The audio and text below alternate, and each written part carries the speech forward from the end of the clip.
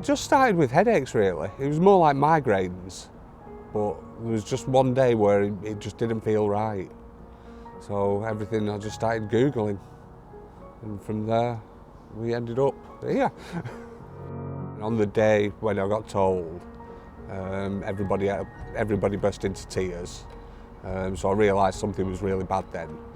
And that's when we found out it was a grade 4, which is the most serious one.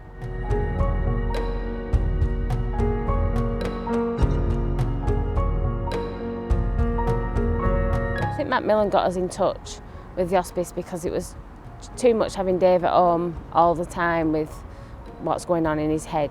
The way Dave is, the way his brain is operating at the moment, it's as if he's going back to being a toddler. I love Dave to bits and I always wanted to spend loads of time with him, which is what we've got now, but not quite the way I wanted it, where I'm obviously caring for him all the time. So when he went to the hospice, it was, well, at least they've got the responsibility of looking after him and I get a break from him.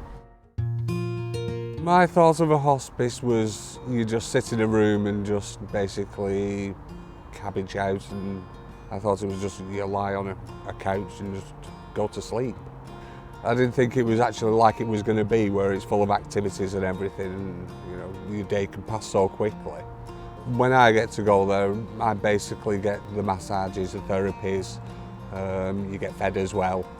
But it's like a home away from home, but because there's other people to meet there as well, you get to talk to them, you find out about their illnesses and everything. So you realise you're not alone with it all. Realise there's people to help and help you through it all.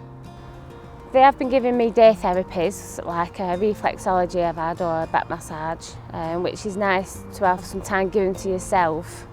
Dave also receives that, but the fact that when Dave's there I get a break, which is needed, because if I don't get a break, the tension builds up a lot. I wouldn't like to go through this without the hospice, because sometimes when it gets too much, I can ring the hospice, they're always there, and they can advise me on what's best to do or what they suggest, and they can always have words with Dave when he is there.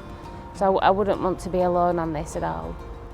Yeah, I suppose with me, with the hospice, it's something to look forward to, and it is like advice that they give me and help as well. If it weren't for the hospice, I probably wouldn't have done my skydive either. Oh, that was amazing. I'd do one every day if I could. We've told our children from day one the diagnosis and everything that's happening with Dave. They know everything. The hospice have worked with Matthew and Jessica. Obviously they're the ones that are counselled in school every week. I think basically they do know what's going to happen. The hospice, they have to fund themselves, which is why a lot of fundraising is done. From day to day, they don't know where they're up to, and it just needs as much backing as possible, really. They're there for many families, as well as ourselves, with children who are going through a difficult time, and they're just generally there, really, and I just think it's a really good thing to give to them, because they're just giving up their time and doing it voluntarily. That was Dave and Lizzie's story of how Rosendale Hospice is there for them and their family at such a difficult time in their lives. Last year, the hospice supported nearly 500 people with life-limiting illnesses, helping them to lead fulfilling lives. They need to raise over £500,000 to continue to provide these essential services. Please be as generous as you can in supporting their work.